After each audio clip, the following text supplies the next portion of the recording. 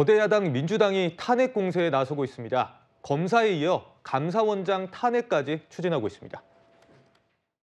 검사 3명 탄핵 보고, 최재 감사원장 탄핵 보고를 12월 2일에 할 예정입니다. 검사 탄핵과 함께 추진하는 것으로 당 입장이 정리됐습니다. 대통령 관저 감사와 관련된 여러 가지 문제들, 그리고 이번 국감 과정에서 국회 증감법 위반 소지들이 다분해서 탄핵을 하는 것으로 당 입장을 정리했습니다.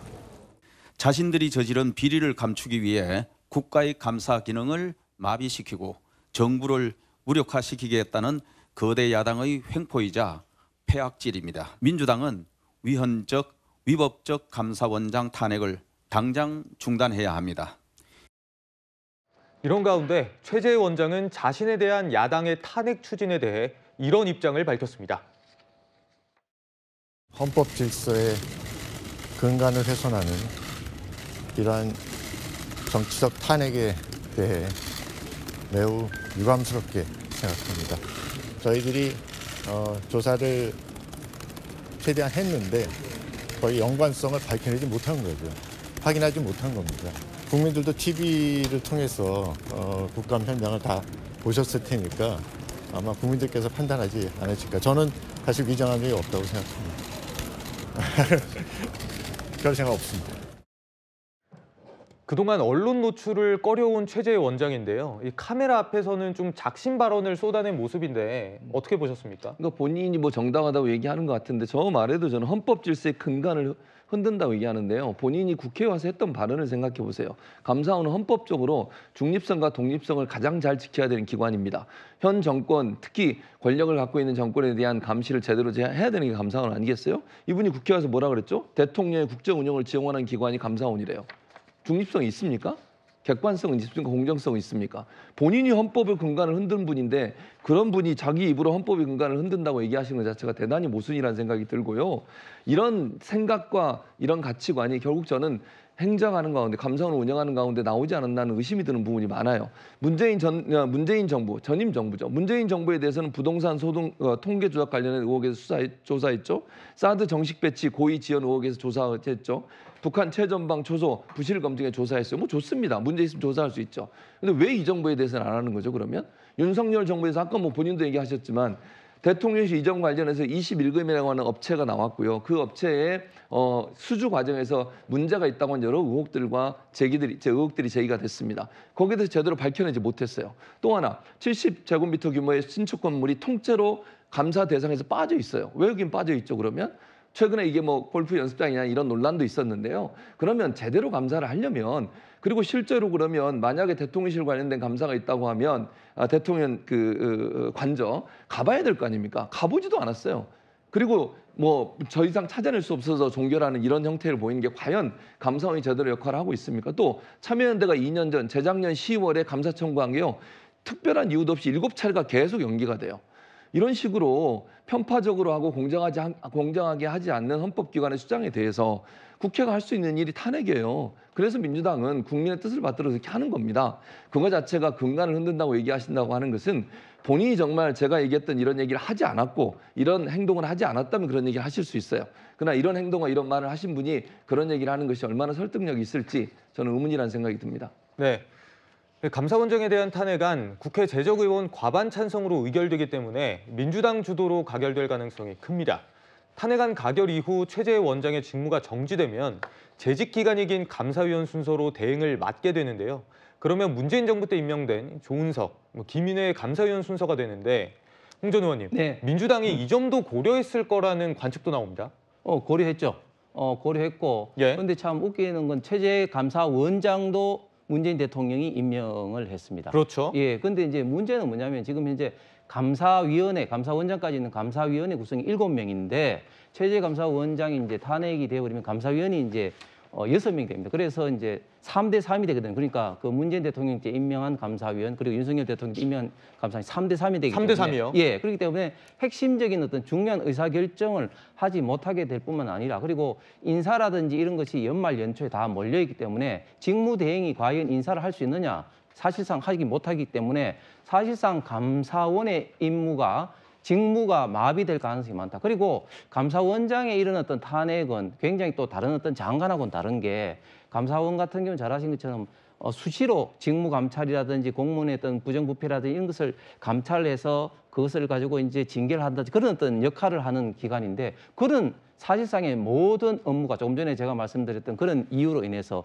굉장히 사실상 마비될 가능성이 많다. 저는 지금 민주당이 감사원장을 이렇게 탄핵을 하는 것이 당연히 탄핵 사유가 안 된다는 것을 저는 민주당도 잘 알고 있을 거라고 생각합니다. 왜냐하면 방금 최 교수 말씀하신 이런 어떤 이슈는 감사원장 탄핵하기 위해서는 그런 어떤 개별 이슈에 대해서 실무자들이 만약에 처벌을 해야 된다고 주장을 했는데 감사원장이 직권 남용을 해서 처벌하지 마 이렇게 구체적인 어떤 개입의 정도가 드러났으면 몰라도 개별적인 하나하나 사안에 대해서 마음에 들지 않는다고 해서 감사원장을 탄핵을 하는 것은 헌법에 정했던 헌법과 법률의 중대한 어떤 위반이라는 이런 어떤 탄핵 사유에 분명히 되지 않는다. 결국은 이렇게 감사원장을 지금 탄핵을 시도하는 것은 이재명 대표 방탄을 위한 결국은 입법권의 남용이다. 권한 남용이라고 보여집니다.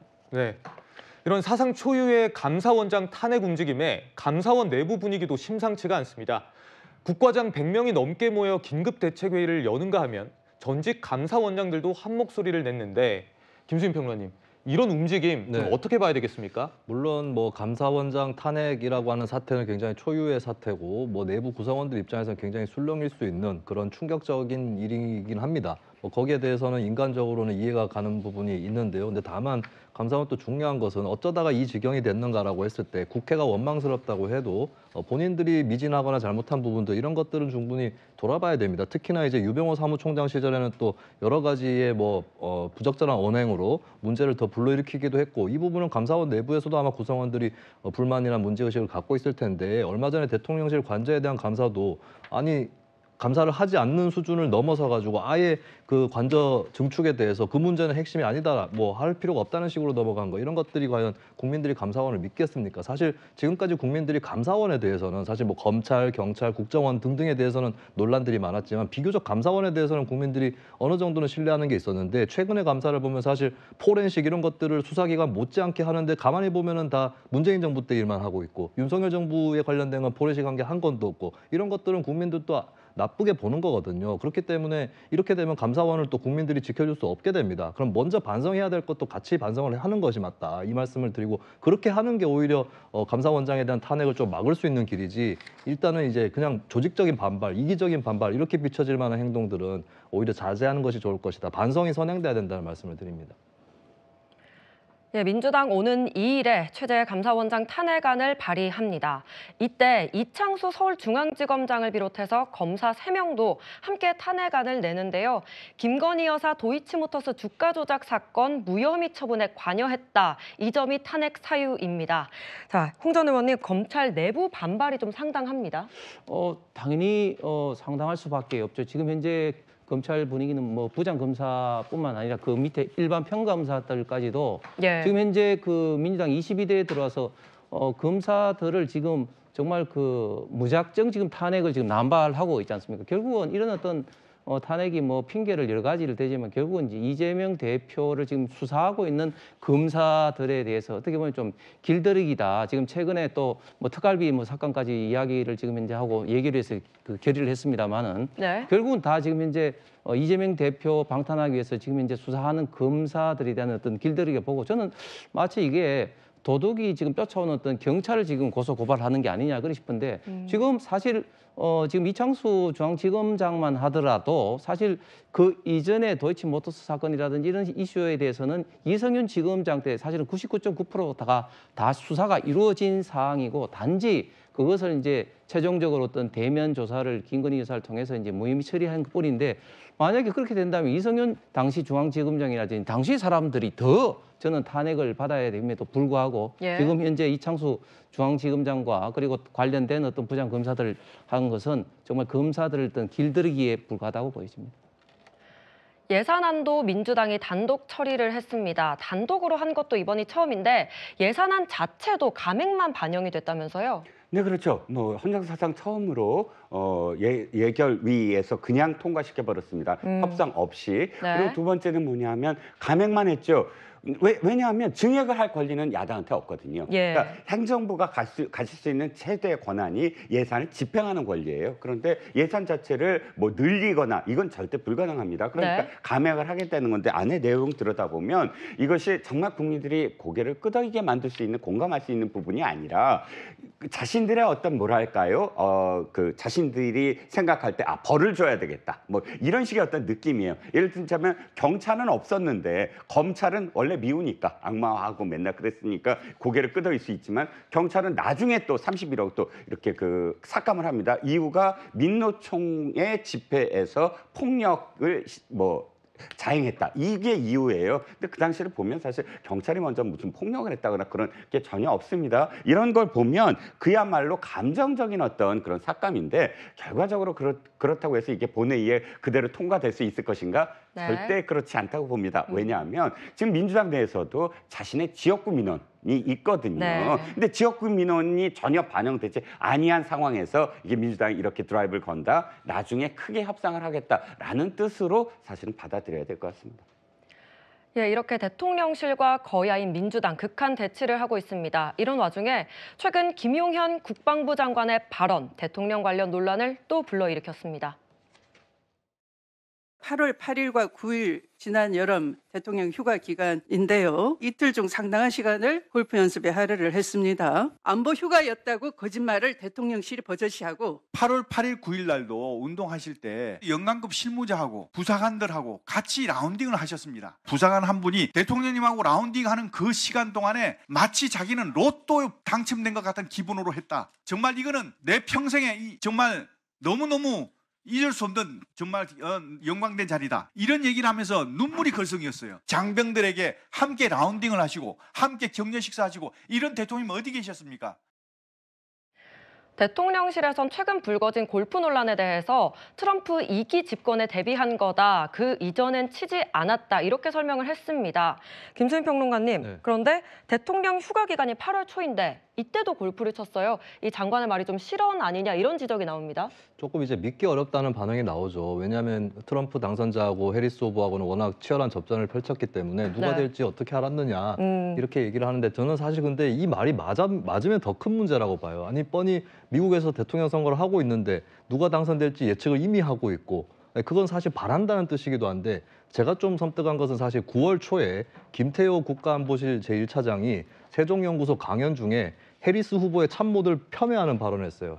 참모들 생소하다. 우리가 가르쳐야 한다. 네. 예, 이런 얘기까지 해버렸어요. 사실 그러다가 해리스 후보가 당선됐으면 어떻게 할 뻔했으며 그리고 그게 다 미국 정부로 당시 바이든 행정부로 보고가 됐을 텐데 이게 나중에 미국 민주당이 또 재집권할 때 뒤끝이 생기는 거 아닌가 이런 걱정까지도 들었습니다. 굉장히 외교적으로 민감한 발언을 잘못했다. 아니 그냥 정정당당하게 대통령이 좀 이렇게 도보라든지 운동의 필요성이 생겨가지고 뭐 골프를 치게 됐다. 그리고 지금 또 대통령 관저의 의문의 시설 이거 뭐 창고라고 얘기를 하는데 사실 스크린 골프용으로 지은 거 아니냐는 의심이 드는 시설도 있는데 사실 네. 스크린 골프의 이점은 풀스윙을 할 수 있지만 또 면적은 크게 잡아먹지 않는단 말이죠. 이 정도의 어떤 스포츠 시설이면 대통령 할 수 있는 거고 다음 대통령도 이거 쓰실 수 있다라고 당당하게 얘기를 할 수 있는 네. 그런 국정이 돼야 될 텐데 이걸 자꾸 이렇게 좀 다른 말로 돌려서 얘기를 하니까 더 의심은 커지고 국민들도 더 짜증이 난다. 이걸 좀 지적을 하고 싶습니다.